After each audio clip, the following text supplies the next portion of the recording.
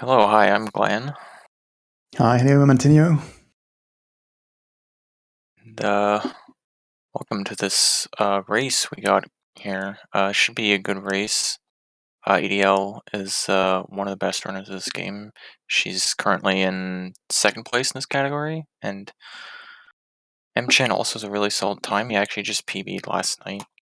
It's a low 144, which is pretty good since I believe he plays on physical, which is almost a minute slower. So hopefully this will be a nice close race.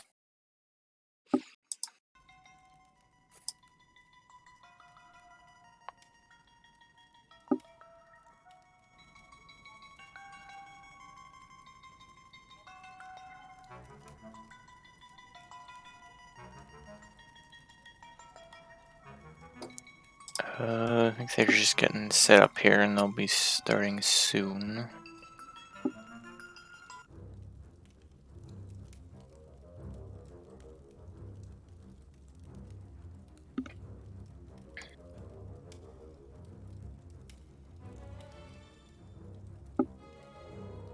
So I guess I can take a little bit of time to kind of explain the category a little bit. So this is the any percent glitchless category, which means it's very light on skips and very heavy on tight technical movement, optimizing like every single broom, every bit of combat, and especially dashing with the Pegasus boots. Something else that'll be really important that I know for sure EDL does, I'm not 100% sure what M-Chan does with this, is routing to get a piece of power drop, which is a power up that temporarily increases your sword damage and drops after a certain number of kills, which means in order to get it in the right spots, you have to be keeping track of how many enemies you kill over the course of the run, Yeah, which overall, is kind of mentally demanding on top of optimizing every bit of movement. it means that there's a lot of things that happens during the run that's actually very carefully done in order to make sure we get everything right, especially when it comes to the kill count. Yeah, for sure. And even though it is glitchless, there is still one big skip in Dungeon 4, and a more minor skip in Dungeon 5 as well.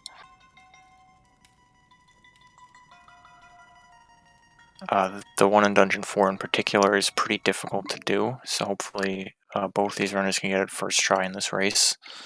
It's a pretty bad feeling when you fail it, but we'll talk about that more when we get there.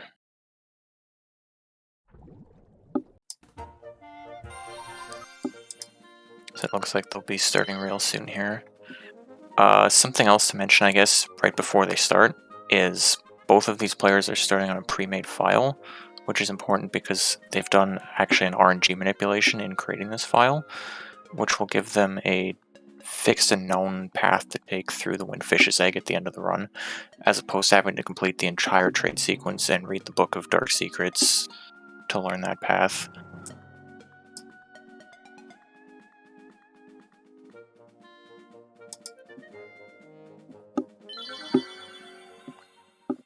It also actually defines the combination for a puzzle in the fourth dungeon in order to get to the nightmare key.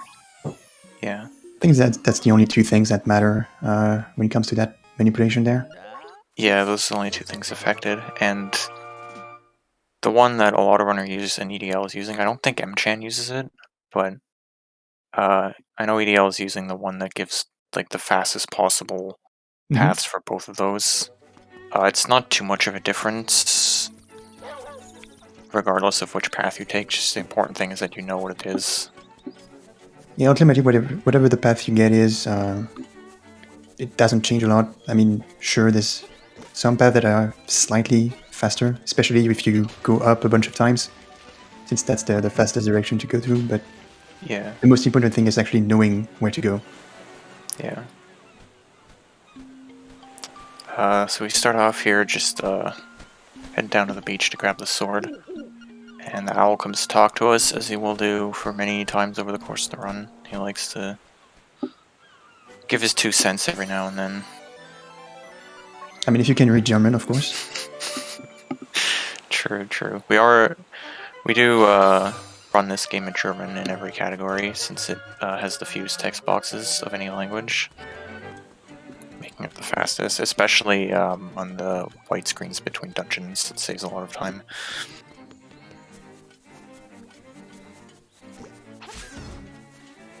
So our two runners got right away the shield and the sword, and now they headed into the forest to first get a mushroom, which will then be traded for magic powder from a witch, which will allow us to transform a raccoon back into Terran, and then get the key to the first dungeon. Yep. This is actually a rather difficult part of the run, in my opinion. The forest here is just full of moblins, which are really frustrating to try to get around. Yeah. They have moblin and kisses as well. The bats here. The keys are just like purely random, but the moblins actually have some amount of AI to them, and they can actually be a little unpredictable in how they move. Sometimes like you can manipulate them, but sometimes they will move in like an unpredictable way and throw you off. And what's a bit tricky with this area is that you actually don't want to. You want to try to not kill any of these right now. Yeah. Because as we said, they're at this point they're already tracking the number of monsters they're killing to make sure they get a piece of power drop a bit later in the run. Yeah, I mean in general, like you want to kill as few things as possible. Every time you slash your sword is 10 frames. So that's just part of like optimizing every little thing. But yeah, in addition to that, you also have the killing route, as you mentioned.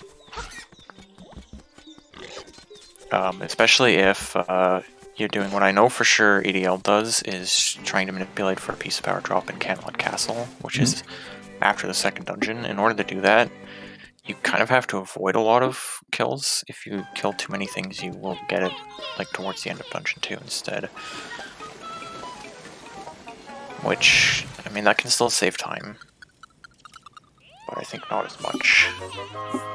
I've seen some people trying to get the piece of power drop somewhere in the middle of D2, so in order to kill the Hinox faster. Yeah, that's also a good idea. I mean, it comes to the runner's preference. Yeah, like for getting it for the Hinox, you need to. You actually need there to kill a bunch. You really need to kill like a lot of extra things. There is a time cost there. I think that if you want to get the piece of power for the Hinox, you need then to have 36 kills. That would be that, since you get the first hot container. Yeah, it would be 36 for that point. So they're getting the first dungeon key right now. It was interesting to me, they actually both stood in different places to powder the raccoon. There's a few different strategies there, but in general, you're trying to stand in a certain spot that'll make him end as bouncing around in a spot that's not in your way. Since he doesn't move after you get the tail key.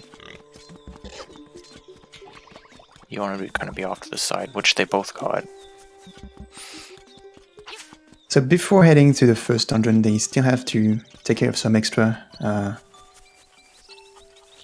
work. First, they need to start off with the trade sequence of the game by getting the Yoshi doll in the crane game. Yeah. Oh, EDL's going for optimal crane game here. So they actually get it first try. Hopefully. That might work, maybe. Oof. No. That's a real... Yeah, that's... Yeah. I don't know if she was intentionally doing it, but her first movement there was really optimal, like as right and up as you can do. But it's iffy whether you'll actually manage to get it like that. Okay, she actually gets it right now. Yeah. Okay. And every time you have to replay the game is about 20 seconds.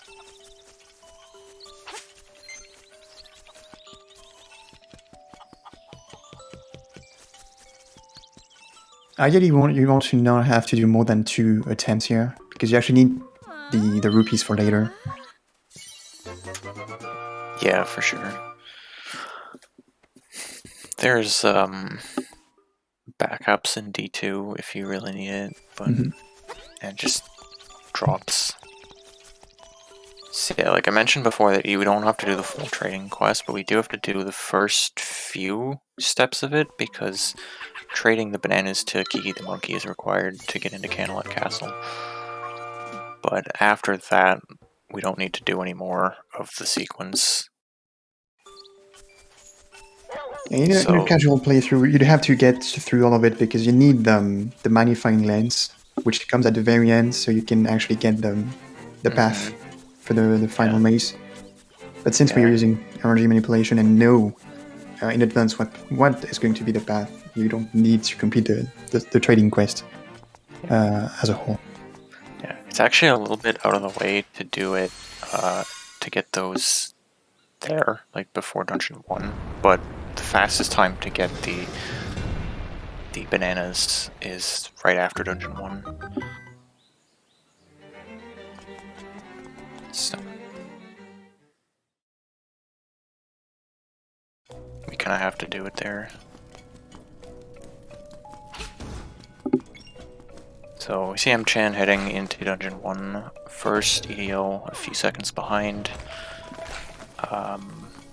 Dungeon 1 doesn't have a whole lot to it, it's kind of more just walking and avoiding enemies. And then kind of comes down to Moldorm at the end of the dungeon.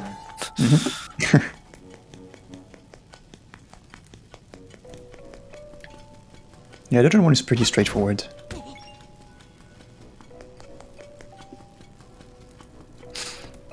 There's a couple different strats you can do in this long room. We've seen 2 different strats in these runners. As well as in this turtle room here, I think EDO will do it.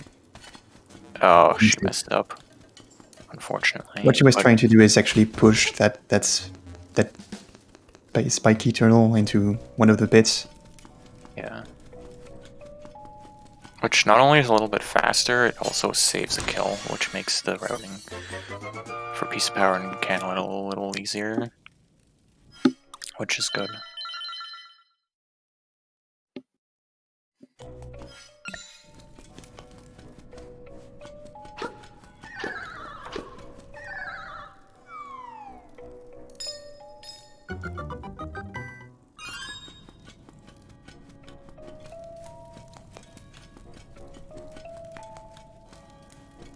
So in Dungeon 1 they get the feather item, which is pretty much going to be forever bound to their Y button. Because it allows Link to jump. It's rather convenient. Yeah, this is kind of like one of the main movement mechanics in this game. You get it really early.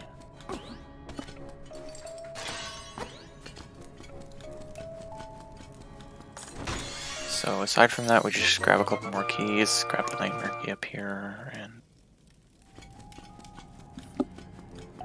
head to 2 bosses in a row. This dungeon, for whatever reason, has the mini boss right before the main boss. Not really sure what the point of that is, but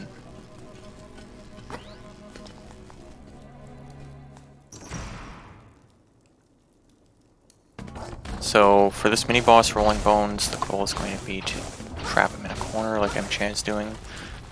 Ideally you want to get him in the top right corner. It's a little tricky to do that when his first movement is downwards instead of upwards. It can still be done, but it's harder. And the most important thing is to make sure that he doesn't actually get back to his rolling spikes things. Yeah.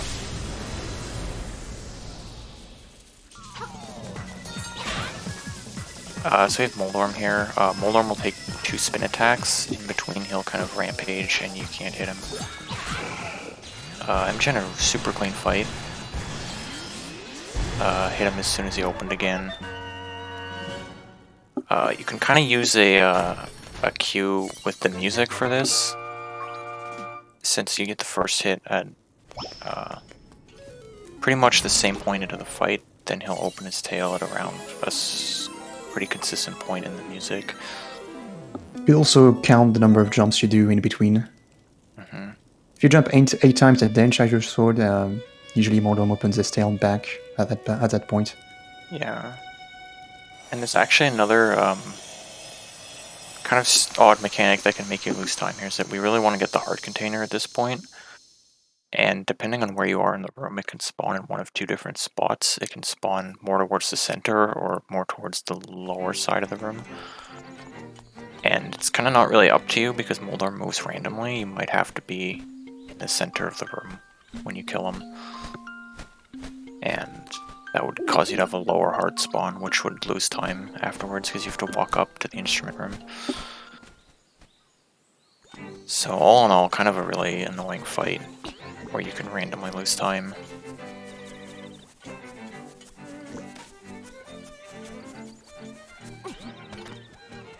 Okay, so now they're getting the bananas, which will be used for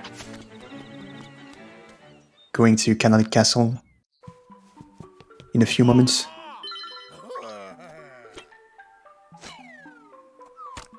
Yeah, well, after Dungeon 2, but... Yeah, sure. Yeah, so I think this is one of the most RNG heavy segments of the game, leading into and completing Dungeon 2.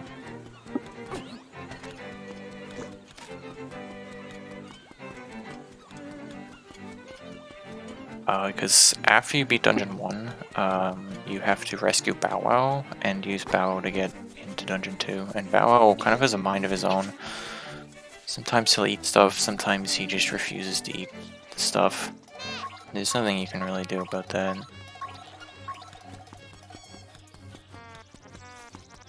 You just have to wait until he decides it's time for dinner again.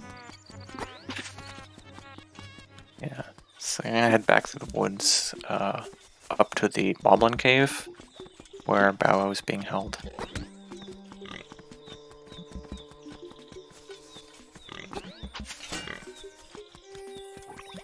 Bow Wow is a chain chomp, although everyone says he's a dog, so I don't really know what's going on in this universe. I don't know if chain chomps are just dogs or...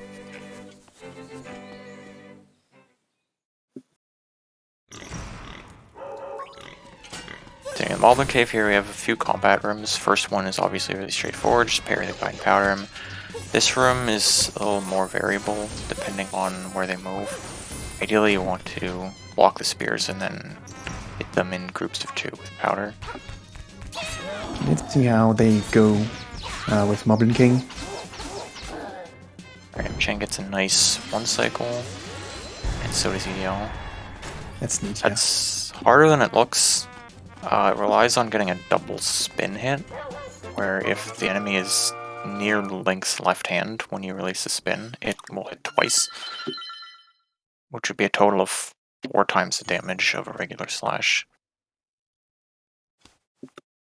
And then 4 fairly precisely timed slashes after that finishes him off.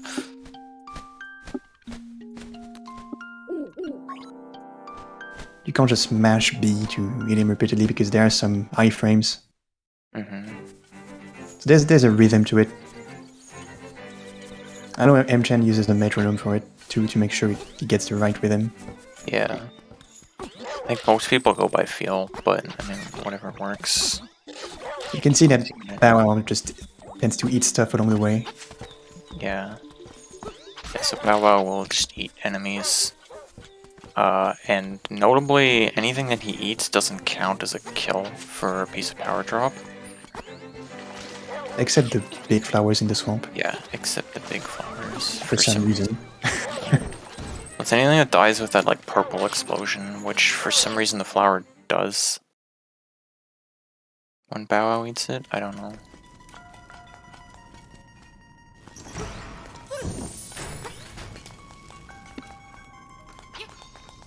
So this first room here, or the third room I guess, in Dungeon 2, with the Salphos. This has a lot of RNG variants in it.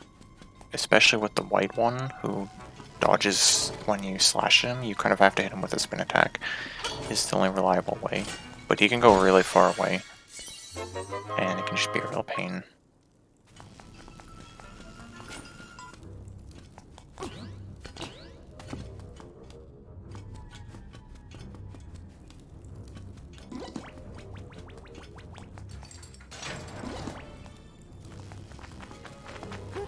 Dungeon 2 kind of has like a lot of like rooms of nothing, but then a few pretty difficult rooms to do consistently.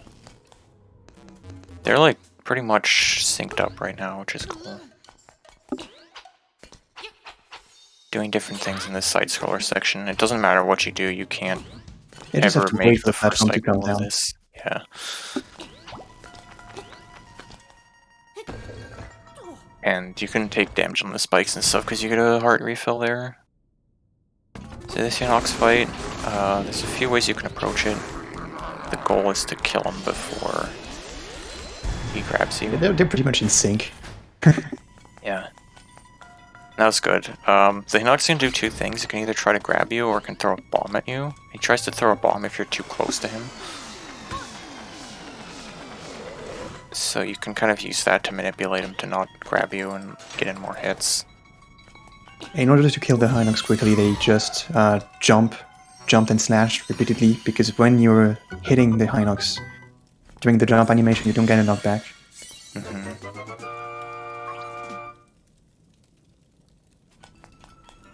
Now that they've got some power bracelets, they can now lift up the vases, the pots, I don't know.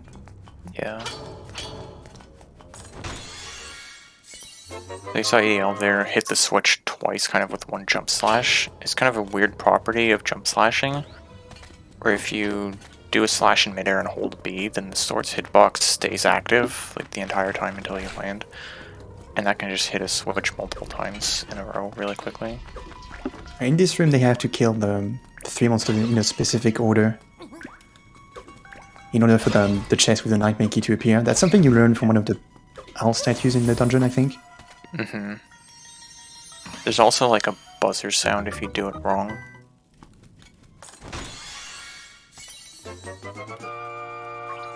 That's one of the RNG heavy rooms in this dungeon, because if you get a bad pattern, it can take a lot longer to kill them in the right order.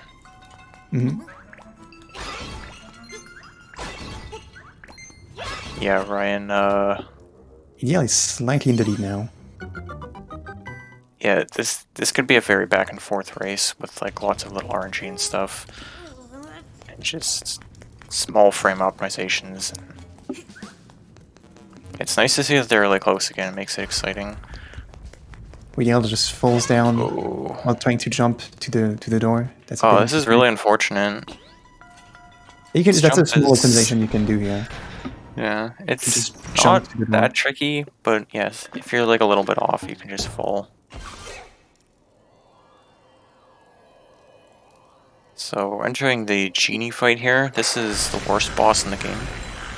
It starts off of 3 phases or cycles of kind of an auto-scroller, where you just have to wait for him until he lets himself become vulnerable. It's a very long fight. And then after that, you will have cycles that are RNG dependent in length. The whole fight's about 1.5 minutes, I think.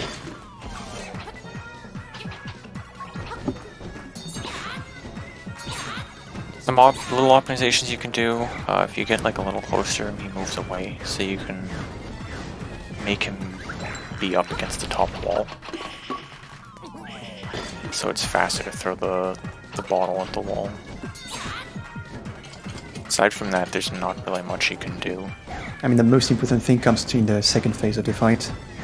Because once the pot is broken, you can I mean, Genie will start flying around with a copy of himself. And you need to figure out which one is the real one when he appears back. So you can tell by the way he moves, and you want to stay close to him in order to land a really good number of hits in order to kill him in 2 cycles, ideally. Consider they both have different strategies, because Amshan is trying to hit him with a spin slash first, while EDL is just smashing. There's a lot of different strats you can do here. There's like, I've seen like 4 or 5 different strats to get the 2 cycle here. So it's kind of really just up to preference. But yeah, it is RNG dependent, and like exactly how long he spins is completely random. Sometimes you can get a really fast spin and save time for no reason, or the opposite. They're still very close. Picking up the second instrument, the conch horn, which actually is tied to a change from the original game, which is where you can't buy bombs from the shop until you have the conch horn. So this is going to be the point in the run where they go to the shop to get the shovel and the bow, because this is the first time they're actually able to buy bombs. Whereas if you ever watch speedruns of LADX, say you'll get all of those things before Dungeon 1.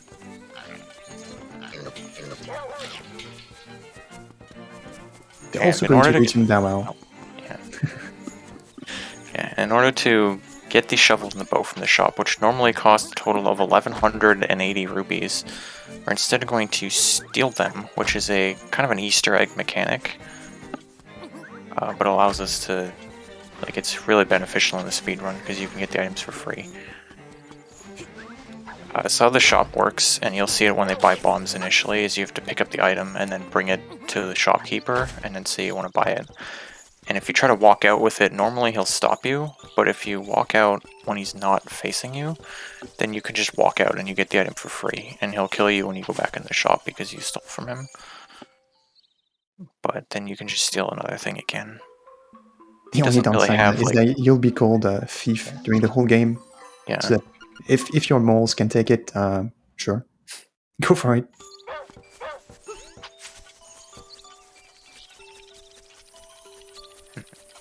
So the third time EDL is going to buy, she's going to kind of buy it a little bit to the right, and the reason for that is that the shopkeeper, when he turns to face you, is not facing exactly up left, and then when she walks over to the shovel, he'll actually do a turn up left, which resets the timer between him turning. Kind of a like very little things that tie into being able to steal quickly without having to wait. Amchen buys bombs after stealing the shovel. It's interesting. It is interesting. I didn't notice that. I don't think it makes a difference. It's pretty much the same, I think. Yeah.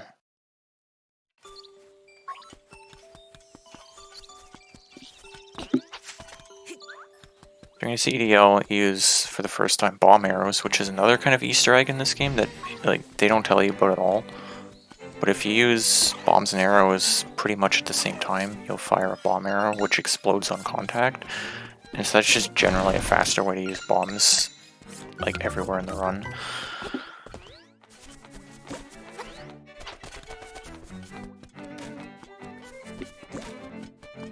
So they're headed right now to Canalit Castle. So this is where we see if the piece of power wording pays off.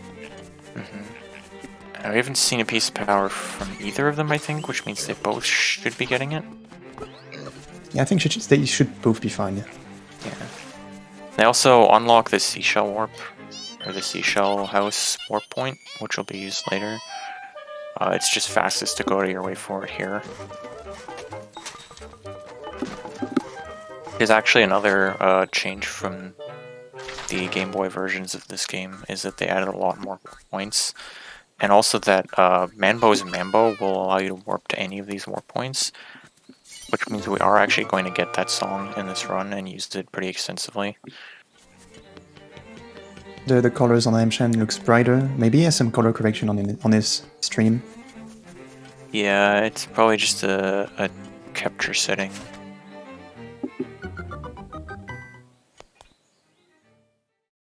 So we're entering Candlelit Castle here, and the goal is to get 5 golden leaves, which are hidden kind of from different enemies.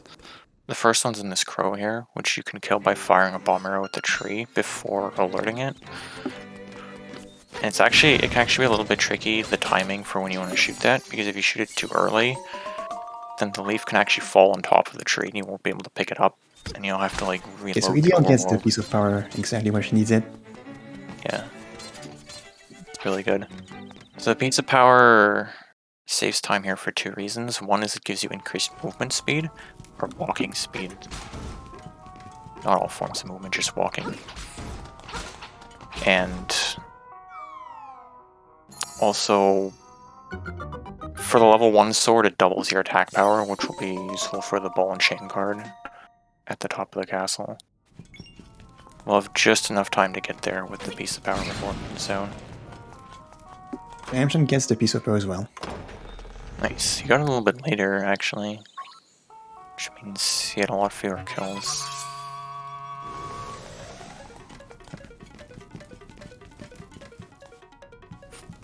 This room that Mchan's about to do here, oh, he does a different strat here. EDL did the one where she shoots at the upper part of the torch, so it actually makes the knight appear, and then a second one to kill it. It's a little bit of a precise thing. If you're too high or too low, it won't work. So because of the piece of power, I can actually deal with ball and chain here very quickly.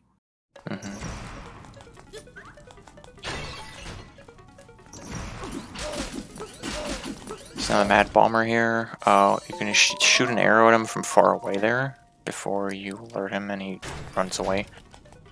And then after this, you just have to hit him a couple more times. She opted to slash him the last time, I think just because she accidentally shot an arrow off to the side. Yeah, I've seen her do that several times. She does that, she always does that in a run, I think. Yeah, probably a good way to mention that the arrow road is fairly tight in this run. We don't really get a lot of arrow pickups everywhere, at least until the second half of the run. Yeah. But even then, you generally only have like a couple to spare, even if you don't mess up at all.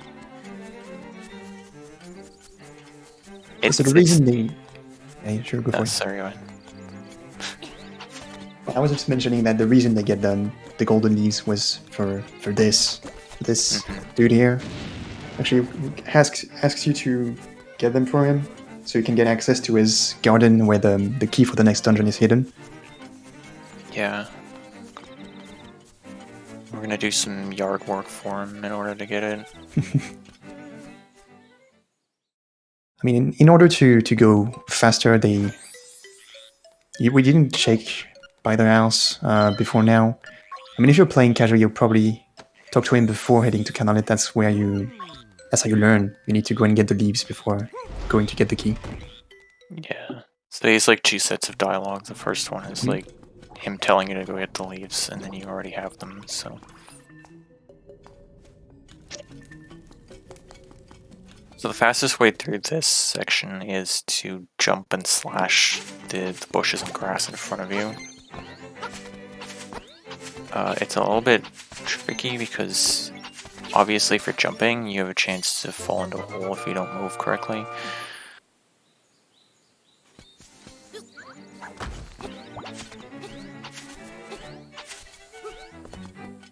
And then also slashing across the grass here in order to walk at a normal speed, because just the speed of Link is actually slowered.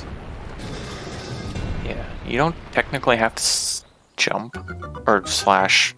You could just jump through, but every time you land from a jump you lose 4 frames, and slashing can let you walk a little bit more than just jump. So it's a little bit faster to slash.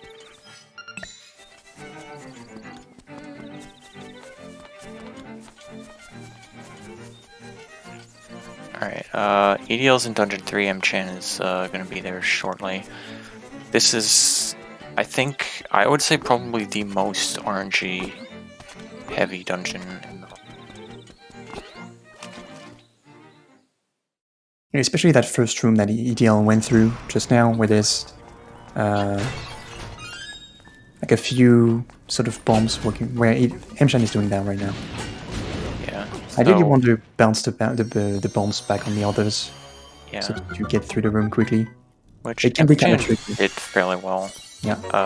That room has, like, every enemy in that room moves randomly, which kind of makes there be, like, I want to say, like, 16 or more patterns that you'd have to react to, so probably way more than that even. So you can lose a lot of time there if you don't get a good pattern or something.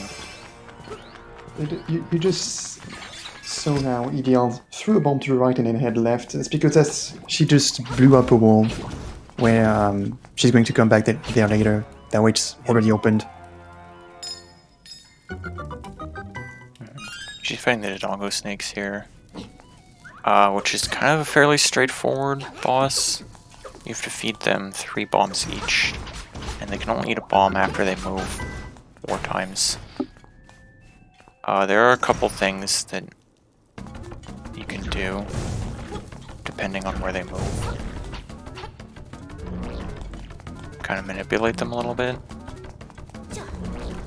They're not too hard to read, so it's okay.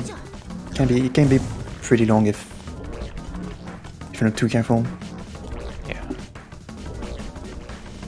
This fight's not that bad, but the one in D6 is a lot worse.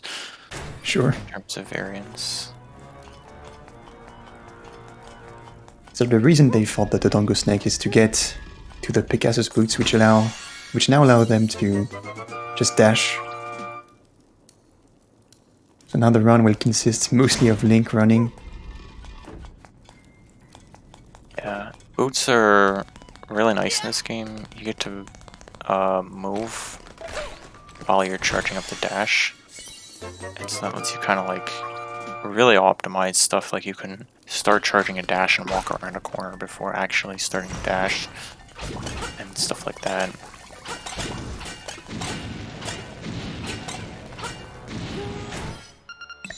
There's some slight backtracking here. In D3 you need to go back to the entrance to get 300 rupees and an extra key. Kind of a bad pattern there on those ball knights. That's another bit of a frustrating room with RNG. You want to kind of like hit the first one, have it go into the second one, and then that one hits the third one.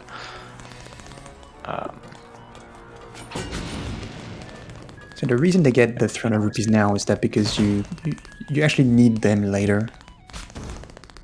Not right now, but in like maybe 40 minutes. Yeah, it's much later in the run, and this is just the fastest money. This costs about, I think, 35 seconds or so to pick up. In Glitchless.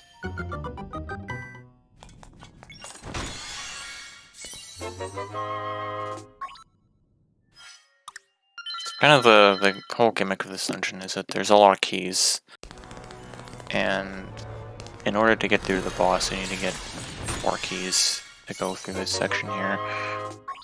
And we do actually end up having to backtrack to that chest near the entrance that requires the boots. It's not that bad because the warp brings you right back there.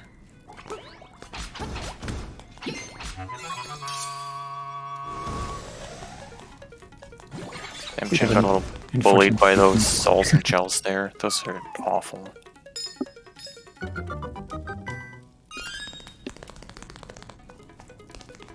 And you can also see with the boots you can strafe a lot while running, like move to the side.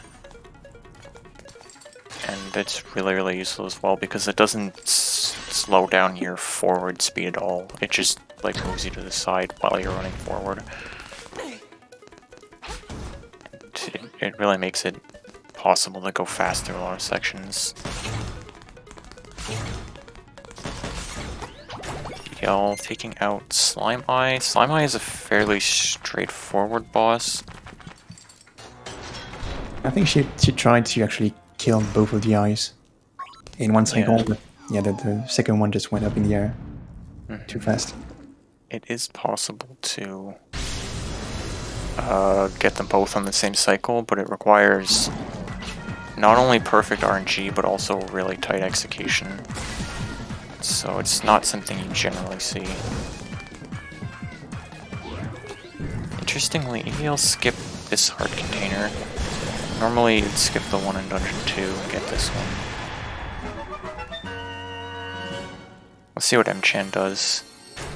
The hard containers are kind of safeties overall. Generally, 5 is the minimum anyone would run with. And then every extra one after that is just a measure of safety. So M-Chan picked it up, which means he now has 6 hearts. Yeah. Although 5 hearts is usually kind of where you're going to lose time to having to be too careful. Especially because there are multiple points in the run where you have to take damage. Especially in the next dungeon. It may be an advantage if M-Chan actually misses the bomb jump. Yeah, personally I still do 6 hearts, primarily because of the bomb jump. So before we actually get into the next dungeon, it's going to be quite a lengthy overworld segment with a lot of cutscenes. And some tight dashing movement stuff. This is the first overworld that's going to be done with boots. Which is nice. So EDL went over to Animal Village to talk to the walrus, which is required to set a flag, which puts Marin on the beach, where you can initiate the beach date with her and gain her as a follower.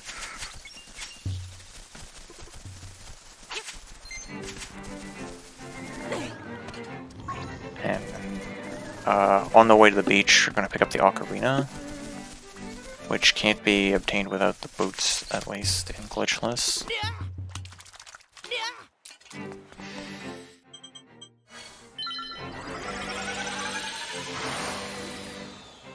In a very, very strange dream within a dream thing, and he goes to sleep and picks up an ocarina in his dream, and then he really has it, and I don't know what's going on here at all. It makes less sense than Inception, yeah.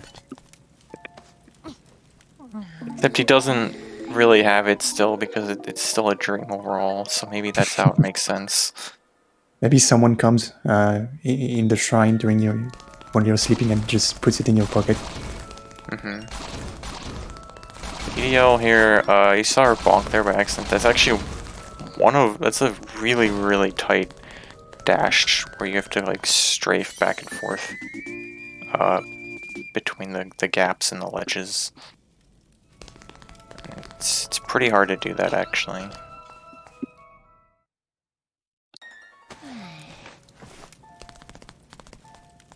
The bed is like a trap door. I could maybe accept this lore.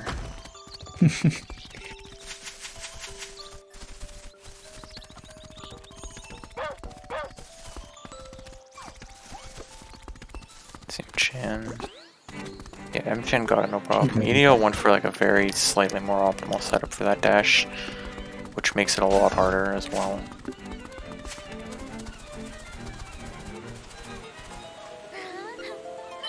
We have about a 50-second cutscene here of being on a cute date with Marin.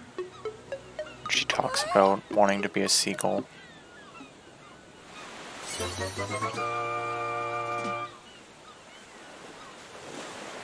It makes for a nice break in the middle of the run. Yeah, for sure.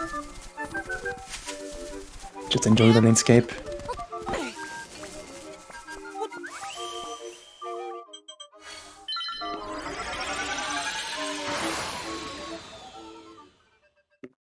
We're gonna have another cutscene coming up soon where she wakes up the walrus, and then EDL will be entering the Land Mola fight to get the Angler Key, which is one of the trickier fights in the game. He'll come up out of the sand in a random place and fly in a sort of random direction, which is generally across the arena in some way. And the strategy is going to be to shoot him with bomb arrows in the face. And it's possible to kill him in one cycle, but it is a little RNG dependent, and pretty much always results in you taking damage from your own bomb arrows. Also have to be careful because the fight happens in quicksand, so you don't want to be sucked in. And you don't want the key to get sucked in either. Yeah, it can happen. It's not very common, but it absolutely can happen. Okay, EDL's there right now. The general standard that you want to aim for is to get a 2-cycle. Yeah, EDL got it. Oh, nice. That was good RNG, and I don't think she even took damage there. I don't think so. Yeah, no, it's perfect. Yeah.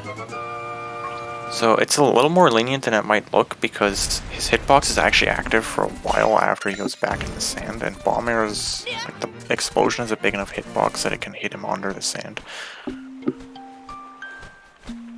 So you have a little bit more time than you might think.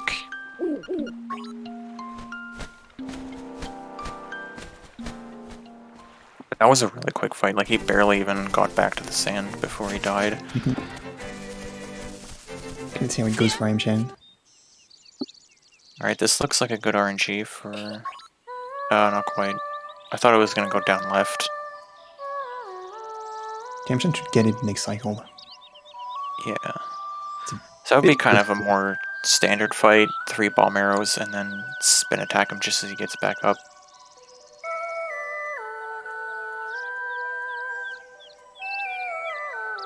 Another nice Marin cutscene.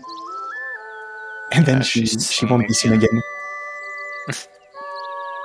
Yeah, we actually deliberately avoid seeing her again.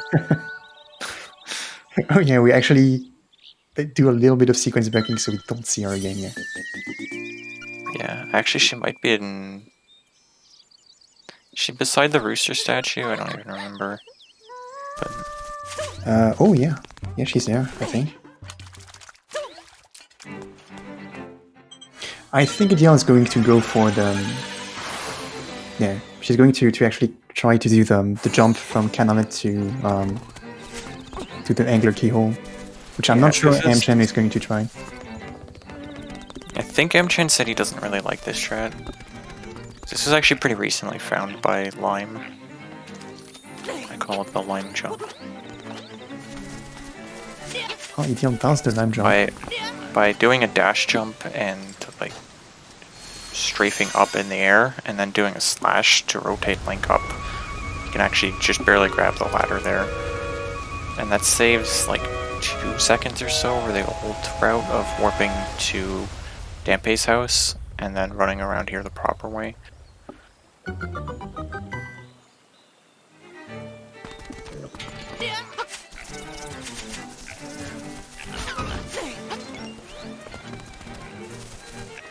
I find it actually works out nicer for kills as well because it's a little easier to dodge those kills near the ladder. Yeah, exactly. Or only kill one of them.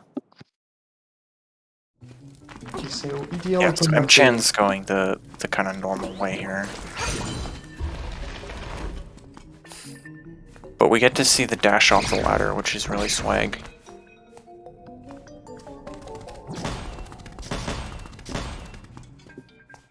So you can kind of see the power strafing with the boots in that cave there. You're able to just like start charging the boots right from the stairs and angle yourself all the way through the cave. Chen is doing the way Miyamoto intended. Exactly. Intended strat. The true glitchless spirit.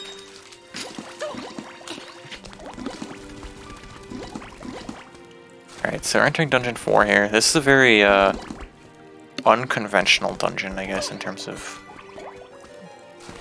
glitchless play. So we're going to see kind of a big skip in this dungeon after we get the 2 keys here on the right side. That like plus-shaped pit, or a cross, or whatever, that we jumped across to get here, we're actually going to use bomb knockback to do a jump that will allow us to land on the south side, which skips opening 2 locked key doors and picking up the 2 keys for those doors. which overall saves a little over a minute if done quickly. Let's So see to how do she does. this, we have to get a skewed angle by pressing L to start using the boots in place. That rotates Link a little bit off the normal 8 angles. EDL just misses it by a It's tiny bit. unfortunate. That skewed angle lets us throw a bomb into the spot where we need it to get knocked. Yeah, here it is. And she got it second try, which is good. And then right after that, we go into the cue ball fight, which is another one of the hardest fights in the game to do quickly. We'll see if she gets the strat here.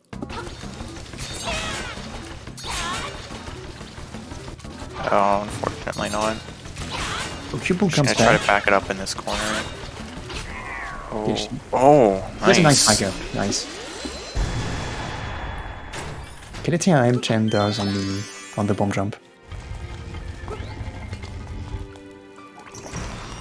The 2 snash. Oh, he got a first try. That's good. That's gonna Yeah, that's nice. get a lot of time back for him.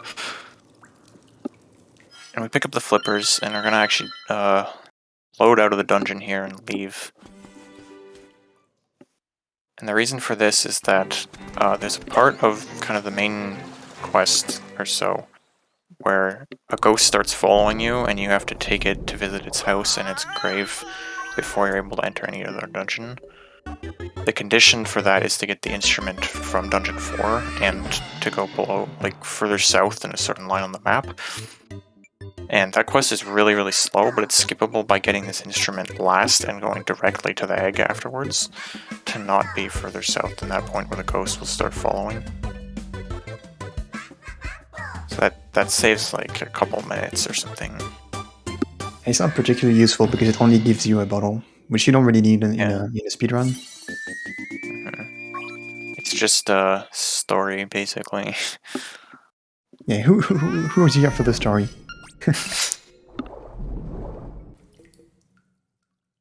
Yeah. I mean, the island's going to disappear anyway, so will the ghost. Yeah. So EDL just exited from getting Manbo's Manbo, and M-Chin's just entering the cutscene. This song allows us to warp to any warp point we've unlocked, which saves a lot of movement time here. EDL right now decided to go back to Animal Village, and she's going to get the key for D6, which is not the next dungeon she's going to visit. But she gets it right now, so she won't have to get it later. And I'm pretty sure it actually is part of a route for another piece of power drop. Yeah, the kill route works out a lot better doing this now. It doesn't really matter otherwise whether you do this before Dungeon 5 or after. But the really important thing is that we get the piece of power right before the Dungeon 5 boss. Yeah, M-Chan goes through runes as well. I think this is the pretty standard route at this point.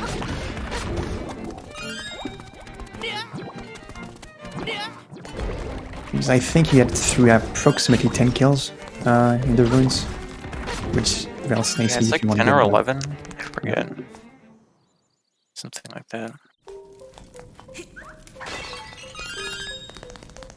But depending on where you are on your kill count, you may not actually have to do this right now. So Eel's gonna be fighting the Armos Knight here. Good fight. So the Armos Knight's only vulnerable to spin attacks. I think not even to dashes like he is in the Game Boy versions. And he's also vulnerable to arrows, but not before his shield is broken. Or rather, you can't shoot the front of him while he still has his shield. So you do 2 spin attacks and 2 arrows to kill him quickly.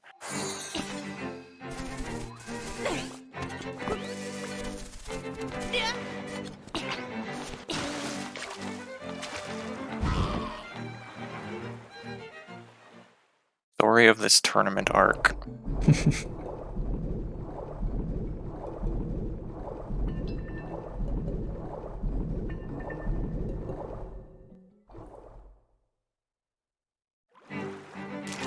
There's a few different ways you can do the Armos Knight. Doesn't really matter too much because he's only vulnerable like at certain points in his cycles. So it's not a fight you can really speed up all that much besides getting materials quickly.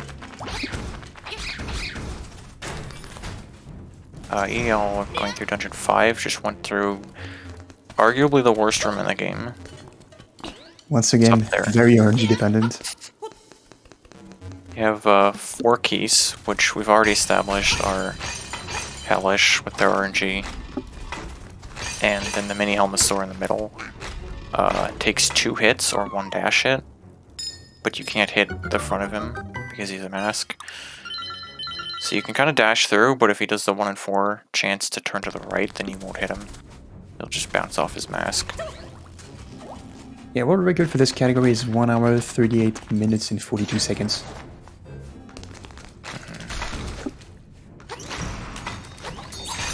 And EDL currently has I think the low 139. Chance yeah, low 144. M-Chan got an unfortunate Guardian Acorn there. It's fairly likely that you actually get an Acorn there, since it drops after, I think, 15 kills without taking damage, and generally you won't take damage in the Armos maze. Sometimes you want to actually take damage intentionally, so you don't get the Acorn drop. Yeah.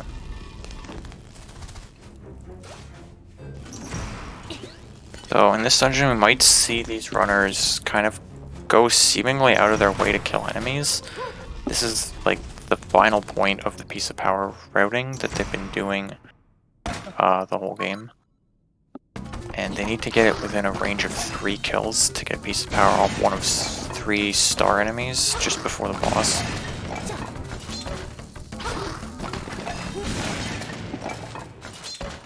The reason you want a piece of power for the boss is because the boss is very complicated to deal without a piece of power. I mean, with a piece of power you can actually one-cycle the boss. He has very random cycles, and without piece of power you cannot one-cycle him. And often after the first cycle you'll start getting fakes, which just waste time. So it's really important that we can do it in 1 cycle. Yeah, once again, RNG. This dungeon is fairly straightforward. Kind of the only objective here really is to kill Master Stalfos 4 times. The 4th time he'll drop the hookshot. And then we just have to get the Nightmare Key and go to the boss, basically. M-Chan is actually against the 2nd iteration of Master Stalfos, and EDL is going to the final one. So he takes 3 bombs to kill. You have to knock him down with your sword and then bomb him. On the 2nd and 3rd hits, you can place the bomb right as the previous one exploded and have time to slash him down to get hit. It can be a little bit tight. If you slash a little too early, he will just block your slash, and then your bomb will explode and you'll be really sad.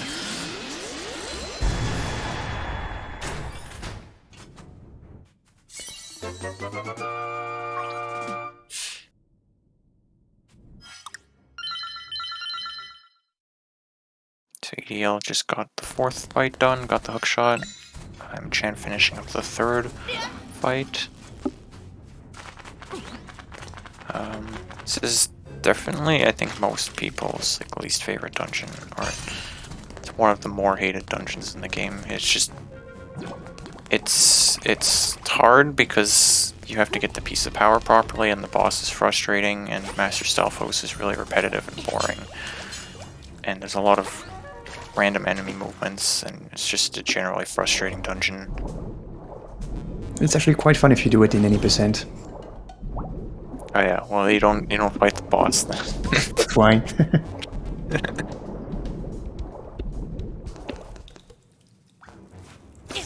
Do actually a very fun trick where you get launched into the air onto the ceiling and walk straight to the instrument room. It's pretty fun.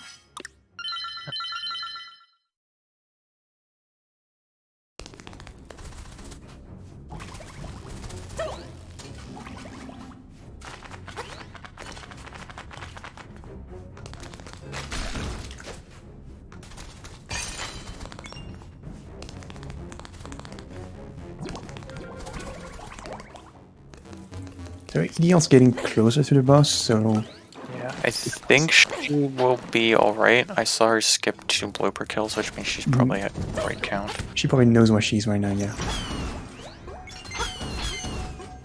Okay, here it is. There we go.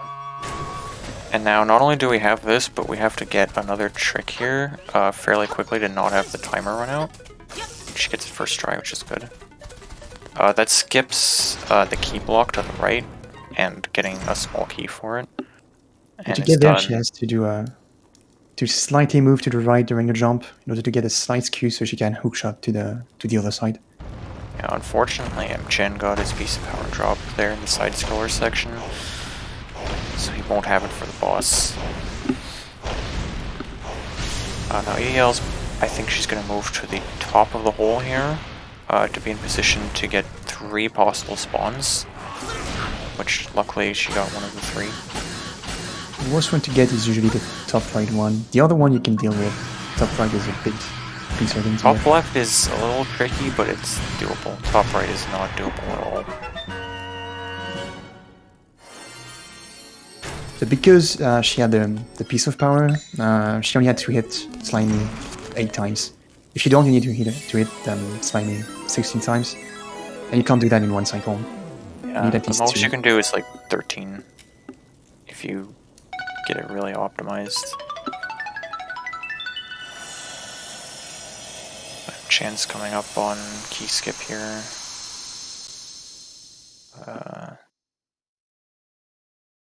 The funny thing is that there's actually an extra block there compared to the Game Boy versions to account for being able to hookshot diagonally, but we can still skip it by skewing our angle. Good job, Grayson.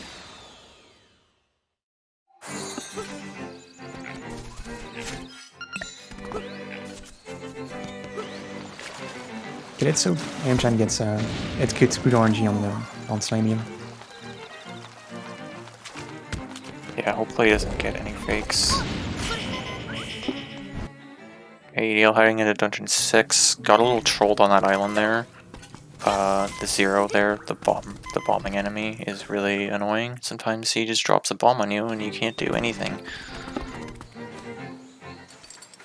Okay, Amchan got 10 hits on Slimy. Okay, you got hits of fake. The fake ones have black eyes with a white pupil instead of the normal white with the black pupil.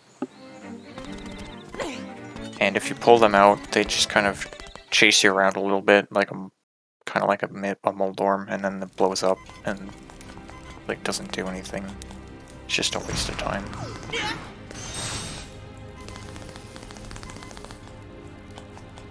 Overall, it was an okay fight for no piece of power, I would say. Yeah, only one fake out.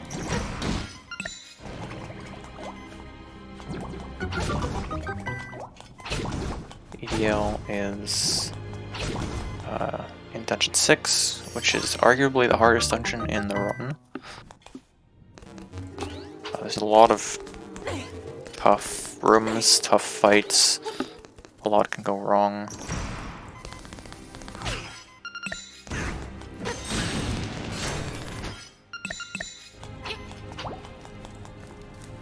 Picking up a heart there because she's really low. Yeah, better be safe. Yeah, you don't want to die in this dungeon. It can be a mess. Yeah. I mean, you don't want to die anyway, anywhere. Yeah.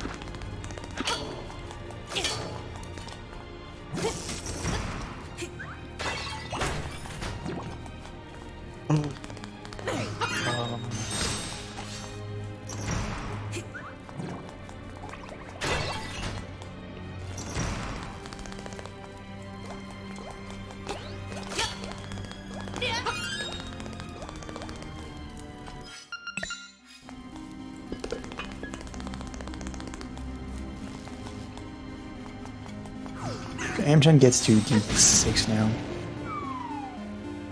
EDL gets the nice the strat there where you bomb arrow the anti-fairy in between the 2 wizrobes to kill them. It's a really satisfying thing to do. Coming up in a tile room. I guess something I haven't really mentioned yet is autosave loading. So this game has an autosave system where kind of pretty much any sort of meaningful event, like opening a chest or a door or something, the game autosaves, and we can load any autosave that's made in a dungeon to go right back to the beginning of dungeon. So that's been done a lot over the course of the run. Nice. EDL managed to grab the ball before Smasher could, which is a really, really tight thing. It's really hard to be consistent at that, but it saves a couple seconds. Saves, I think, a little less than you might think, just because if he does grab the ball first, you can finish the fight right beside the door out, instead of at the top of the room.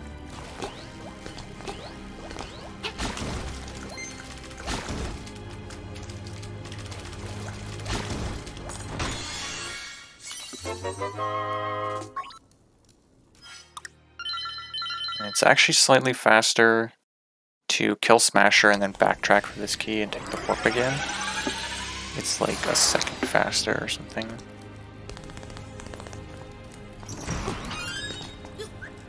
Than getting the key first.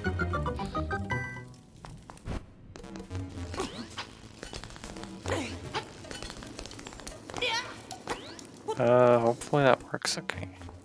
Yeah, the bomb seemed a little off, but yeah. Yeah, it did an alternate strategy there where you hookshot the wizard ropes. I didn't see if he got the bad RNG.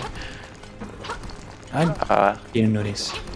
Yeah, there's one RNG. The anti-fairy can move in 4 directions when you enter the room. And one of which doesn't really allow you to do the bomb arrow strat.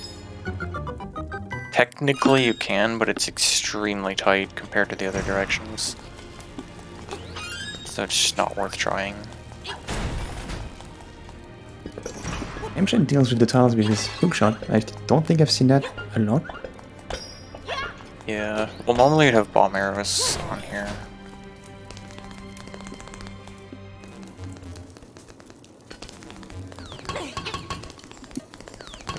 Unfortunately he didn't get the ball first. I don't know exactly, I've heard it's like a 3-frame window to grab the ball first. So it's not really super consistent. And there, as I said before, like he was able to finish the fight standing right beside the door. So we get to the worst Dodogon Snake fight ever. This one's awful. Those 2 holes in the middle just make it so bad. Especially if the Dodongos go really close together and they don't have enough room to move properly. And you don't know where they're going when they're too close. EDL got pretty good RNG though. Like that was super clean.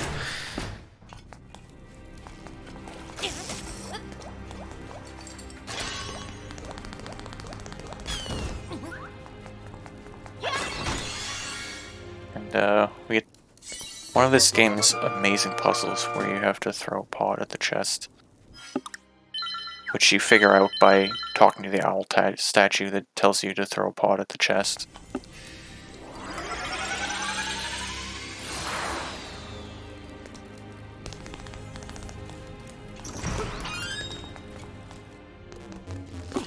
Okay, once again EDL, out to the hoods. To get back to the entrance, warps back to the Smasher room, and now he's headed to the boss fight. Option's on his way to the Dongos. Facade, big improvement in this version in terms of how fun it is as a fight. So how the fight's gonna go is we have Facade, face on the floor, you have to hit it with bombs. For many of the hits, we can accomplish this by shooting bomb arrows at the tiles as they fly across the room while they're over Facade. It's actually a really, really fun fight to do. She's going to start off by shooting this first tile and then place 2 bombs on the ground because the first 3 cycles he'll always be in the center of the room. Then he starts moving around.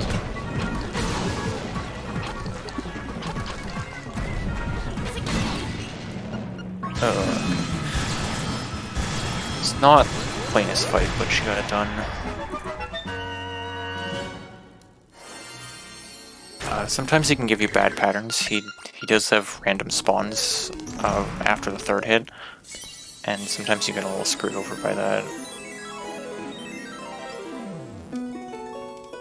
Yeah, a lot of facade is mostly about practice. Yeah. I mean, you need to know how to improvise.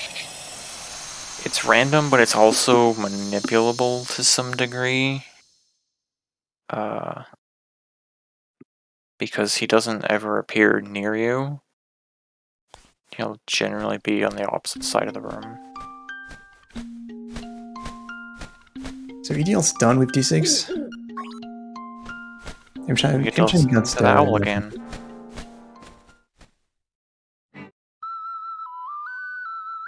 Okay, this is where coming up on a lot more tight movement sections here. Especially like right here, which is the signpost maze. A very hectic area. And this is where the 300 rupees we get in D4 come into play. Yeah. The first, Siamese. So kind of the gimmick here is the signs point you in a direction. You have to read the sign that's in that direction. It's always the same, so we just take a fixed route around this little area here. There's a lot of enemies, a lot of Zulls, which are kind of annoying enemies.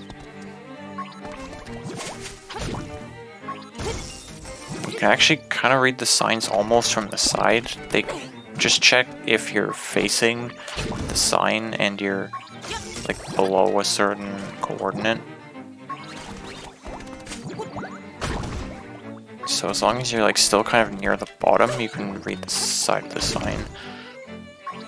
Can Ancient get a clean facade?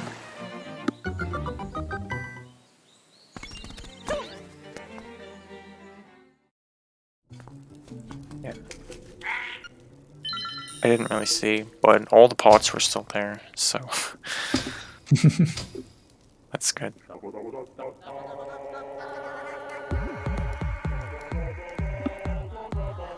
Get some frog singing action here. As EDL gets the frog song, which is used for two things in the game.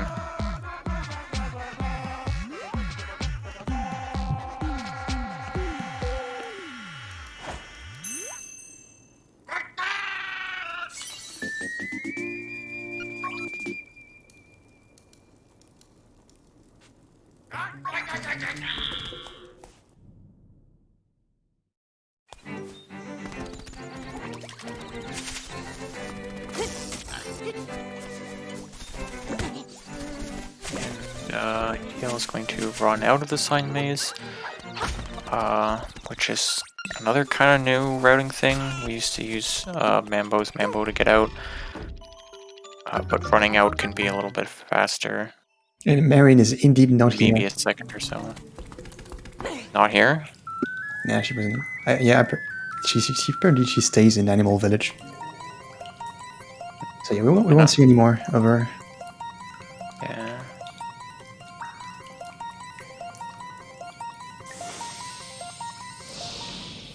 Yeah, I guess Link doesn't go after the date.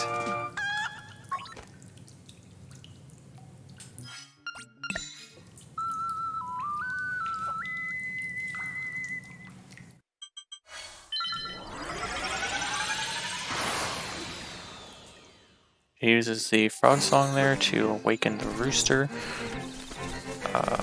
which not skippable in this version of the game, especially not in Glitchless.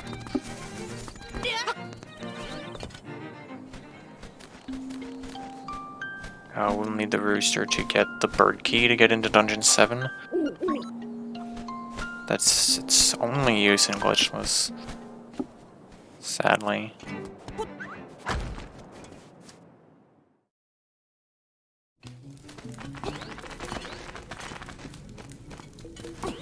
once again having to go through these caves here. On the way to Dungeon 7, we'll be going through a lot of caves in Telltale Mountains, which are full of keys and very annoying. Yeah, moving around in these caves is overall very annoying. Yeah.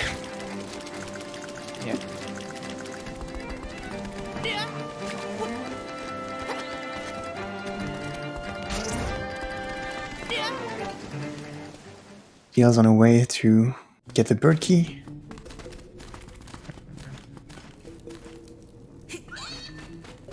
She decides to do it the safe way. Yeah. You can actually get across this gap here by doing a dash and slightly going to the right. It can be pretty tight, and if you fall in the hole here, you don't actually void out and respawn right here. You actually go back to the mountain. Yeah. Exactly where she got struck here. She's doing like a kind of newish menuing route that makes it not faster to equip hookshot for that jump. So that's why she's doing it the safe way.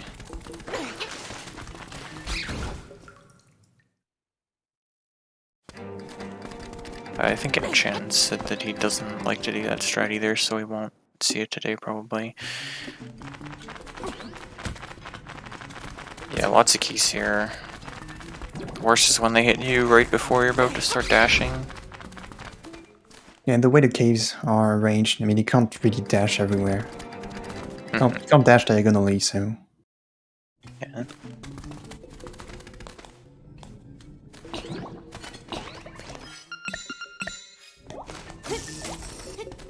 You can hookshot downward to that rock. Which is another nice thing in this version of the game. Skips going around a little bit.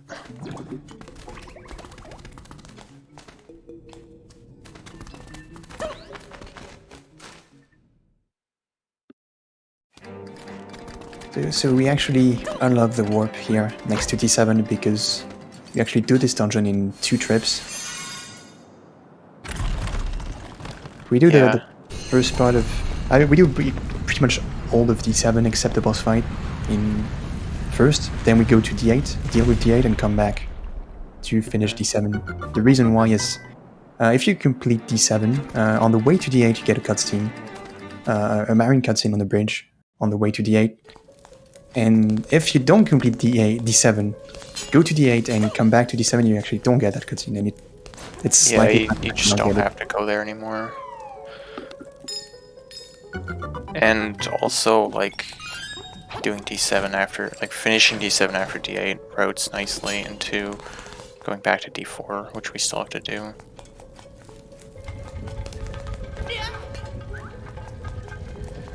So the main gimmick in this dungeon is to get one of these, this ball actually, and play it on 4 pillars. So you need to carry the ball around and make sure you don't lose it by dropping it in one of those pits. Otherwise you have to go back to the ballroom to get it again. Yeah, and also don't fall down the pits yourself. Yeah, also. This you dungeon. Don't go down. You just come down on the lower floor. Yeah, it's a pretty straightforward dungeon in the speedrun. There are like some mistakes you can do, like falling or dropping the ball. But otherwise, there's not really much you have to deal with in the way of enemies and stuff. It's mostly just moving through rooms. EDL's gonna do a strat here. I think she messed it up, actually. Yeah, I think she meant to drop a bomb and throw it. Yeah, to blow up the last tile, like right as it comes up. That tile's actually weird in that the door opens as soon as the last tile that comes up is broken. It doesn't matter if there's still other tiles on the screen or not. So you can save a little bit of time by using a bomb to blow it up early.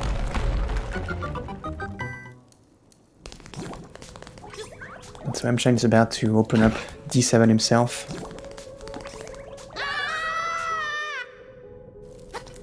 Yeah, exactly. You can drop the ball on this dungeon if you actually drop the ball. Yeah.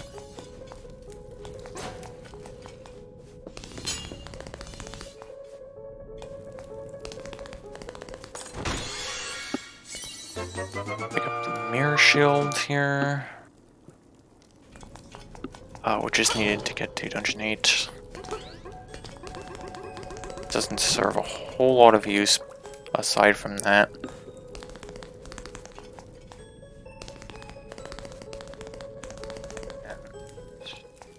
Take a little detour up here to fight the mini-boss, the Grim Creeper. Really straightforward fight, you just have to kill all 6 of the bats in the same cycle. Which you can just stand kind of over here and spam B and they'll die. So, yeah. Not really much to it. If you do mess that cycle up, then the other cycles are not as lenient as that. And you'll be in hell for a while. And the reward for this fight is the Nightmare Key. Which is actually a really satisfying room to do quickly. Having the spark cycles line up and such. So here's kind of the main point of variance in this dungeon is this room with the 3 of a kinds that EDL just did.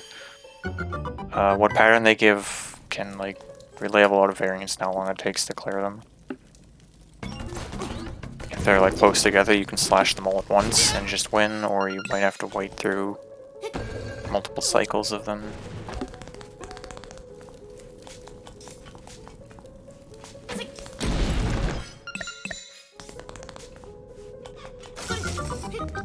So they say M-Chan doing a little optimization here with the ball.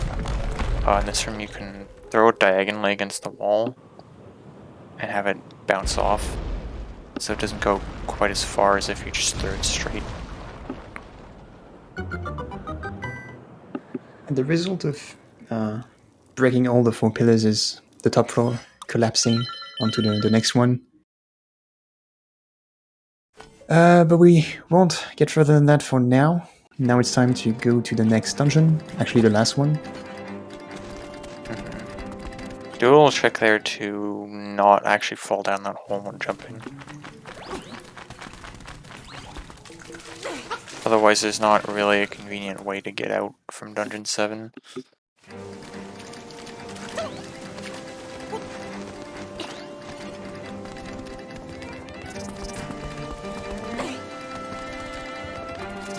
M-Chan is now in the Grim Creeper fight. He's not too far behind.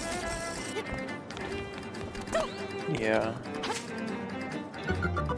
Yeah, EDL just crossed the bridge where the cutscene would have happened if we had completed D7.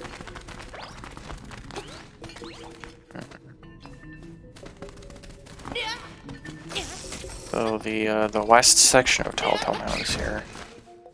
First we start off with a section with falling boulders here, because gotta have that in a Zelda game. This is really frustrating, because if you get hit while you're on the ladder, you can get knocked off, or even like right after you get up the ladder, you can get pushed back down. Luckily she didn't really have trouble there. You can also just like lose all your health, which is not good. She does a nice dash with the shield out there to get through the flames, which is what you need the mirror shield for here. And that's basically the only reason you need the mirror shield. Yeah, pretty much. The only thing it does at all in the run is it blocks Eagle's feathers, but like, you shouldn't even be getting hit by those anyway.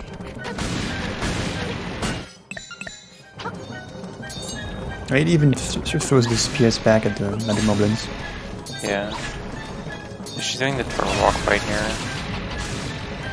This is kind of a tricky fight. You can jump and hit him in the air here.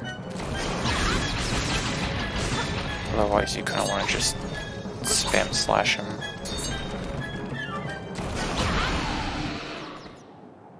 Not a bad fight. I mean, you really have to be careful in this fight because he actually packs a lot of damage. I think you get 2 hearts of damage when you get hit. It's 2 hearts. So if you're not too careful, you could die, and that's really annoying because then you respawn right next to it, and the birds alongside him bone back again, and it can be painful to deal with. Yeah. So you saw EDL killed the fire in the second room there. The reason for that is that the doors actually stay open permanently now that she's done that once. And since we'll need to go through one of those later, it's just faster to kill them there due to menuing.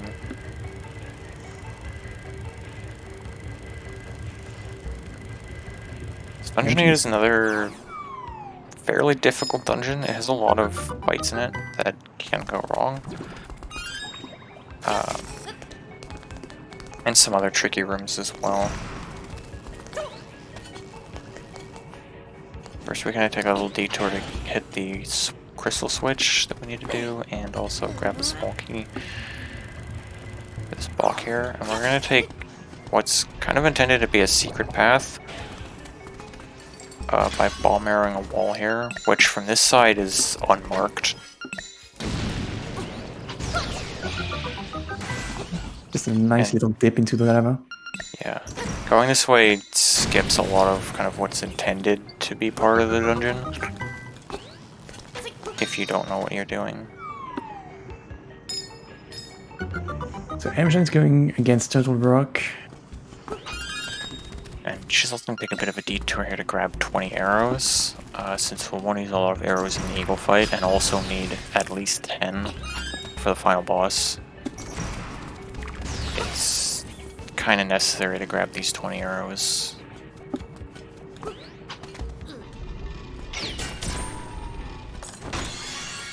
Let's see how Mchen does on Turtle Rock.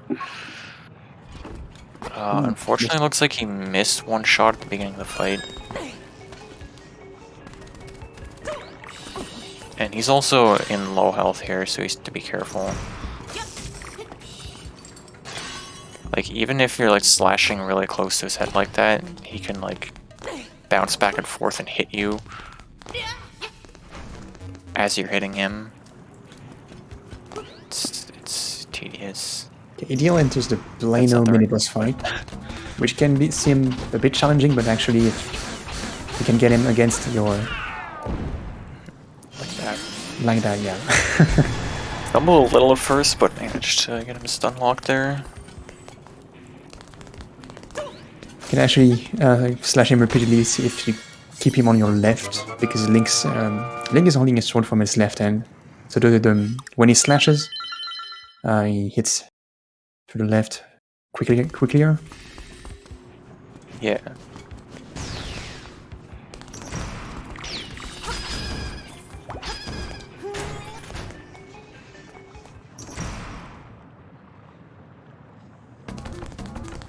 Very difficult boss fight here. That was a close one.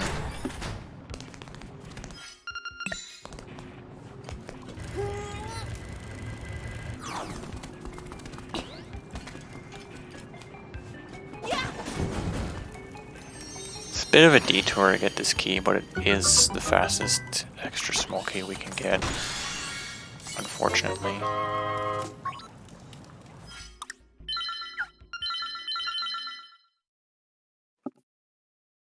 Yes, now that she got that small key, we can go get the nightmare key. Past the cue ball fight in this dungeon, which is not as difficult of a fight as the cue ball fight in D4, but you can still mess it up. Nice double power up drop in that room. Not something you see too often. So for this fight, we don't really have a lot of ground to work with, so we end up shooting 5 arrows. Timing here, you have to be a little bit careful because his eyes are actually solid, and if you shoot an arrow and it hits his eyes, it won't do any damage. It won't do anything, it'll just bounce off him.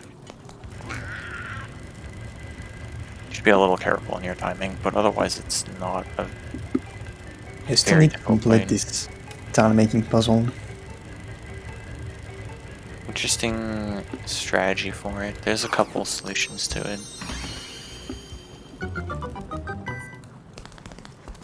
And that's where the Nightmare Key is. Gamshan is going towards Plano.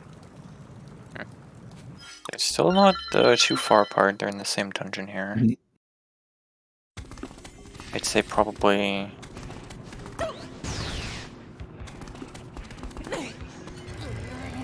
Maybe a couple minutes behind of difference. Yeah... like 2.5 minutes. Okay, he and Chan also getting a stun lock, but not quite closing up the fight. Should be like 1 or 2 hits short. Yeah, 1. It's unfortunate. Blano can be a little bit trolly. Times, like, it's really hard to keep him in the stun lock. It's rhythmic, kind of like the King Open fight earlier. But also pretty fast. So like if he misses slashbacks, then it's just out. So Eel's doing the Hothead fight. Hothead's another kind of higher variance fight. You have to hit him out of his like lava form first, and then he'll run around the room. You have to hit him 5 times before he can go into phase 2. And you have to hit him 3 times after that to kill him. Yeah, the fight is not too complicated, but you have to use the magic rod for it, which is not exactly the greatest weapon you have. You can only fire 3 fireballs at once, and there's some sort of cooldown when you use it. Yeah, especially for phase 2, it's a big problem. It's a nice POP drop, yeah. Oof. You have to hit him 3 times in phase 2, and you know, if you're lucky you can get that in quick succession, but if you don't manage to, then you end up like missing a cycle because of the magic rod cooldown.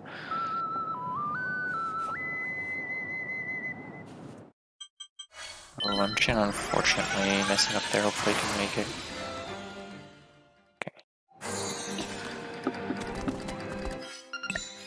Now EDL just has to go back to Dungeon 7 and Dungeon 4 to finish those off. All that's really left here, as Antonio said before, is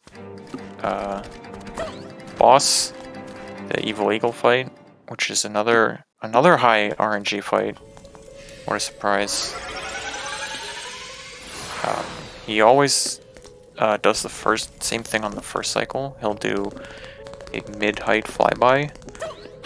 Aside from that, he has 5 moves he'll randomly choose from each cycle.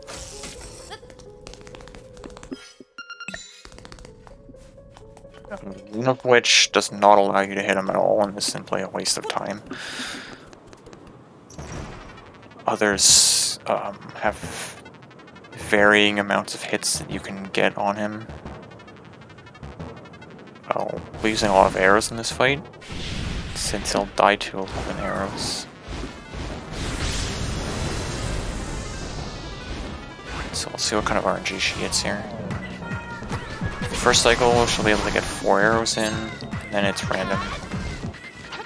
And she gets that feather attack, which you can actually cancel by slipping down the ladder quickly. What is on the corner like this? He's either going to throw arrows or dash towards Link. You can actually tell it's pretty slight different move and timing. So usually you can know when he's when Eagle is going to throw his feather at you. Yeah, you can tell by how fast he's flapping his wings. If he's going to charge down, he'll be flapping much slower. Amgen is going against Hothead right now. Overall, that was a decent Eagle fight, though. Yeah, that was a good one. And she has a few arrows left over, which means I think she'll be going for triple shots on Deatheye. See that in a little bit, right at the end of the run.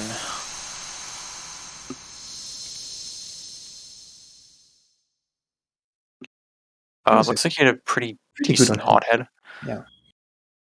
Like, as good as you can ask for.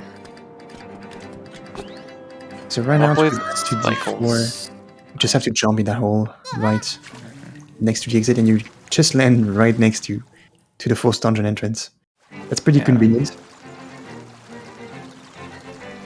So Dungeon 4, we have a little bit more to do still. We still have to get the Nightmare Key, which involves doing the tile puzzle that we talked about right at the beginning of the race. The solution of which we'll know from the RNG manipulation. Normally you would go to the room south of where you get the flippers, and it'll tell you the solution there. But we don't have to do that because we already know what it is.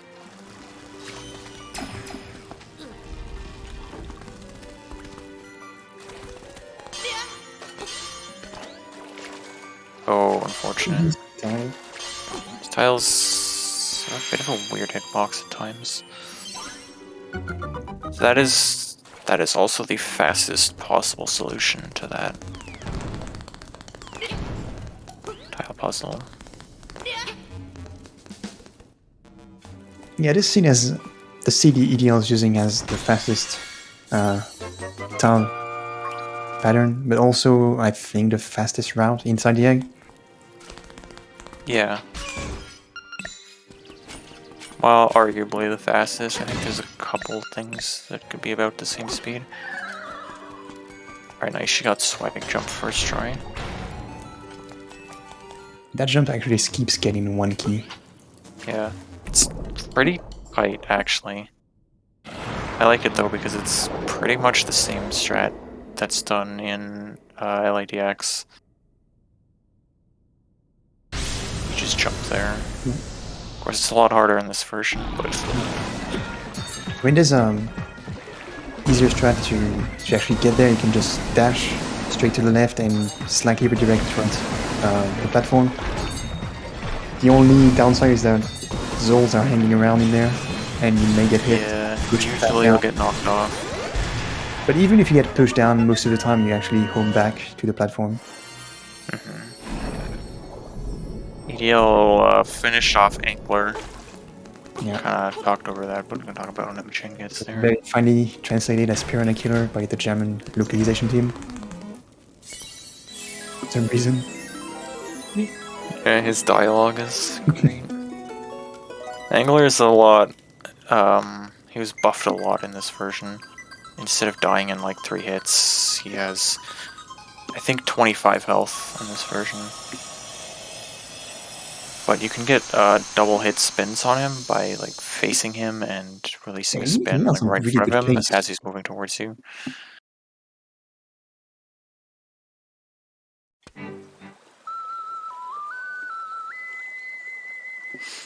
So EDL now has all 8 instruments and just has to go up to the egg here.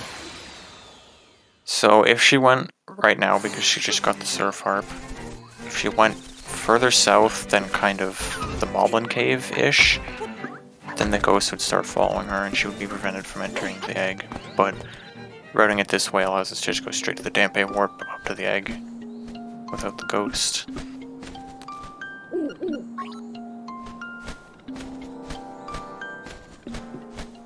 Yeah, I think EDL is on a 139 pace. Depending on how RNG works out during the final fight, she could get a 139. Yeah, there's a lot of RNG to worry about in the final fight though, so we'll see that. But for now, you should get to listen to the music, the instruments.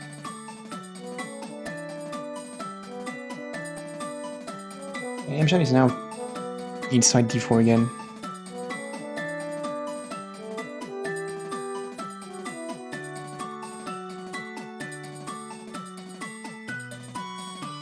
So he'll have, I think, a different solution here, because he does a different minute.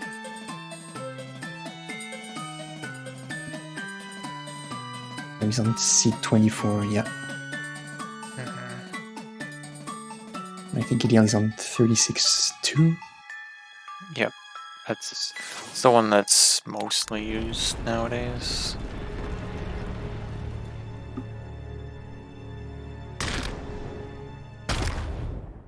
The 24 is a pretty good one too. I think that's the one I was using when I started.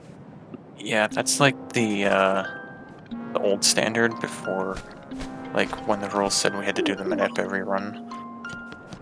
Just because it was a good balance of like time it took to actually do. Just so the Amshan doing a different strat to get to the post door by dashing and going up instead of the EDL's jump. Yeah.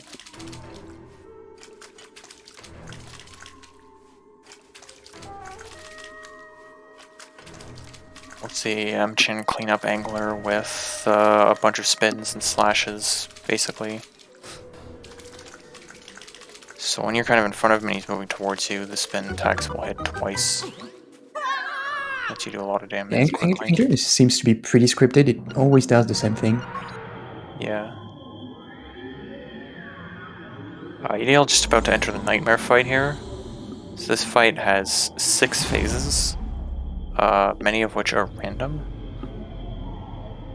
The first one will be the Shadow Zol, which jumps around and you have to powder it. Actually, a surprising amount of time you can lose or gain by where it spawns last. If it spawns at the top spawn out of its 8 possible points on the last one, it has less time to travel before transitioning to Aghanim, which actually can save a couple seconds. Aghanim will attack in attacks that are a 50-50 chance after the first one of being a reflectable ball or a blue ball, which just wastes your time. With the caveat that he will not ever do the same attack more than 3 times in a row, meaning the minimum number of blue balls you can get is 1, and works out to be about a 25% chance of that happening. That was some good orange. I think 2, yes. Fine. Moldorm phase, we can just unlock it in place by spinning immediately as it becomes active. Ganon phase. Ganon phase is only damaged by spins or dashes. And by standing in the right spot, you can get double spins right off the bat. And then damage boost dash through him. He dies in 5 hits, which is actually heavily nerfed compared to the original game. He takes like 15 hits or something stupid in that one.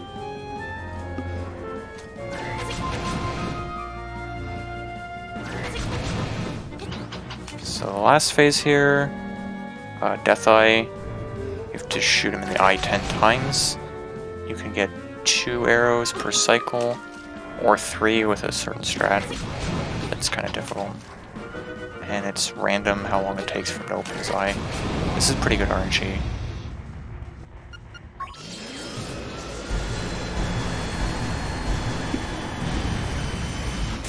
And that's going to be a very low 140. Yeah, it's going to be a low 140 here. Which is still a really good run. That's a very good run, yeah. 140.03. GG's to EDL for a really solid run. Like, especially with the second try bomb jump, that's really solid. Okay, Amjan is not so far behind. Yeah, he has about, I want to say like 2.5 minutes, depending on RNG, to beat the game from here. Which might be a PB pace for him. I don't know, don't remember what was his last PB. Yeah, I think he has a 144. Let me check. Yeah. He got a 144.27 like a few hours before the race. Yep. Which he might beat right now.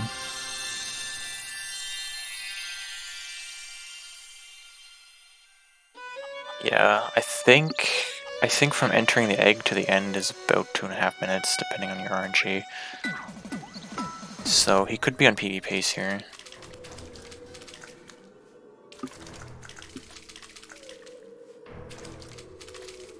And he's at full health, which is real nice. Shouldn't have any worries about Ganon or anything.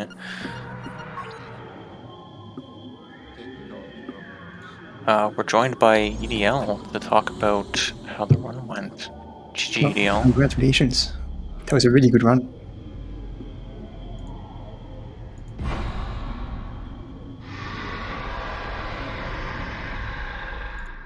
I'm not sure if you're talking, but I don't hear anything coming through. He just said that he had slight technical problems. Oh, Uh, welcome now.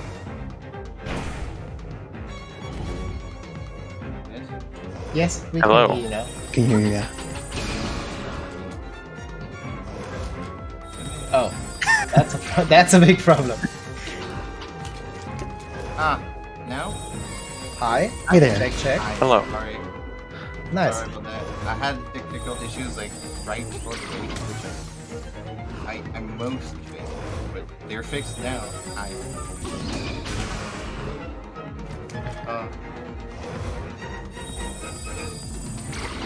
Sorry. Did you ask me something? Because I didn't catch it. I couldn't. I don't think I asked anything yet. I just said GG. Yay. Chan. I think M-Chan got 3 blue balls. Yeah, I got about that. While watching. I'm actually surprised that I managed to win that so much. Even though I got like second try. Yeah, second try Yoshi and second try bomb jump. Oh as yeah, well. you also got second try Yoshi. Yeah, it was a really good run. Yeah, I got a sick rainbow. Somewhere.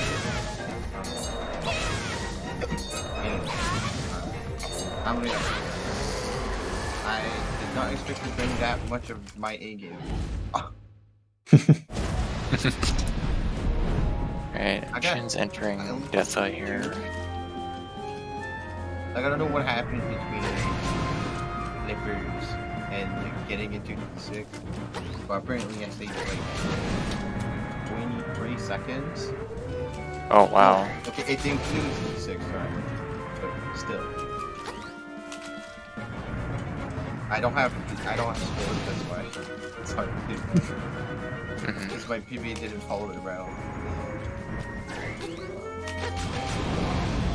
Well, I think M-Chan gets a... Yeah, I think this is PB. That's a PB for M-Chan, yeah. Yeah, that is Gonna race PB. I was ahead of PB, I think, by 2 seconds at some point in D7. Was it in Oh yeah, I D7? saw that. Yeah. It was a little But there small was on no my way- screen, but I think I was can no see it as way. green. There was no way I could PB though, because my late game on the PB is completely nuts. Yeah, and you had the unfortunate like bomb jump in Yoshi. But I think M-Chan gets a PB by 16 seconds. Nice. yeah, GG's to M-Chan, the race PB. I think he's in a I waiting love the room. race PBs. Unfortunately, it'll move him down to the lower bracket, but he I can't wait to does get a rewatch nice this, though. PB still.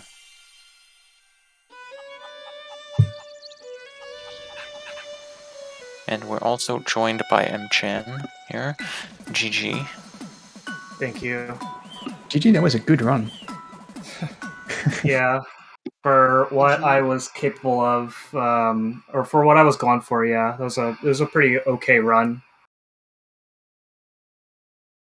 Yeah. Seemed like you had some pretty good moments there. You got bomb jump first try, which is good. Yeah, I didn't get that. Also Yoshi first try. Yeah, I also didn't get that. Oh, you didn't? Oh my gosh! Yeah, I wasn't looking at the stream up until the very end of the race, and so Yeah, I don't know what were- happened. I don't think I've ever played out of my mind that much past D4 like that. Yeah. I don't know what happened. Yes, M-Chan was ahead for a while up until D2. Then you kind of synced up again, and it kind of went back and forth a little bit for a while. that's probably Yeah, when I got the 3 cycle in I need to on rewatch that. Genie. Oh yeah, yeah, that's definitely when it started to go in EDL's favor. Oh yeah, yeah, that was unfortunate. I was a little upset about that because there's an audio cue that I use to know when the genie appears on the second phase, but I couldn't hear it because at the time that the fight was going on, somebody outside was mowing the lawn and it was really loud, so I couldn't even hear it. I think you also missed annoying. Slimy Puppy. Yeah. Yeah, he did, which is unfortunate. But I think you had a pretty decent fight for no POP. Yeah, it wasn't like multiple cycles. It was. I mean, I definitely got like maybe like 3 or 4 cycles or something like that, but it wasn't like too bad for a no POP slime meal fight. Yeah. But yeah. Aside from that, like all things considered, this run was okay. I was on 143 pace until Nightmare gave me three or 4 blue balls. Yeah, you didn't have very great RNG there. But either way, PB is PB. Mhm. PG or PB. Yeah, I know the feeling. uh, Well, Awesome. that was a good race, and I mean, EDL will be moving to the next round in the winners bracket. Going either against Glan or Saudi Mix, who are playing, I think, tomorrow. yep. Tomorrow I'm at kind of 7 Eastern. I I kind of really want Glenn to lose. Not because I not because Damn. Wow. not because I Dang. actually Damn want the Glenn to shade. lose, but more because I just want to do a race against Meeks in the Yeah, tournament. that's fair. And M-Channel will be going to the lower bracket and will be facing, well, myself, I think. Yeah. Yeah. Want to race now? Let's go. But yeah, I had I figured that like I came into this race with like not very much of expectations because like I know like EDL was the former world record of this, so like I knew that I really had to work really hard if and get really lucky if if I wanted to have a chance. So yeah. Yeah, well, if I'd not played the craziest out of my mind, probably I've played in a while, that probably would have been very, very close. Yeah, I mean, Because is this the best race time so I, far? 1:40:04. Yeah, I was just thinking that. I was gonna take a look and see. Let's check on Because this. I that's a really crazy good time. I think it is, yeah, for the Yeah. tournament. Oh wow, that's really good. Yeah. I think TGH Well, had a 1:40:28. Yeah, that was the previous oh, best okay. race time. Yeah. Well, Tej, watch out. I mean, I'm trying. Okay. But yeah, overall, good race, EDL. You too. I can't wait to rewatch it for sure. Yeah. Yeah, speaking of rewatching, there are some other things you should also watch, namely the next streams on Zelda Speedruns, which will going to be. I see a lot of Link's Awakening Switch. I see a lot of the Minish Cap Rando. So if you're into that, you can watch it in the next 23 days. There will be like 4 streams of that up if we get them running, which is a cool thing. Yeah. Thank you, Amchan and DDL, for participating in this race, and thank you, Glenn and Antonio, for commentating on it. There is Thank you, not Zelda much. Speedrun, for hosting and restreaming. Yeah, well, there's not much more I can say. I think we are going to raid over to Loli Kalu because she's like the only English-speaking Link's Awakening streamer currently, besides you guys. Sure. Well then, That's a nice surprise. I wish all of you a great evening and have fun watching Zelda speedruns. Until the next time. Yeah. Thank Thanks you very everyone much. for watching.